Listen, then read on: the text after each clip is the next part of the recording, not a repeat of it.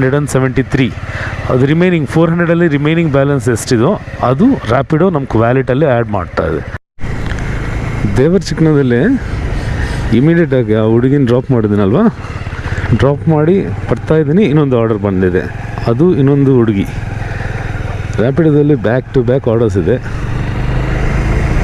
ಇವಾಗ guarantee add ಆಗಿದೆ, ಚೆನ್ನಾಗಿ ದುಡ್ಡು ಮಾಡ್ಕೋಬೋದು. ಕಸ್ಟಮರ್ ಬಂದಿದೆ.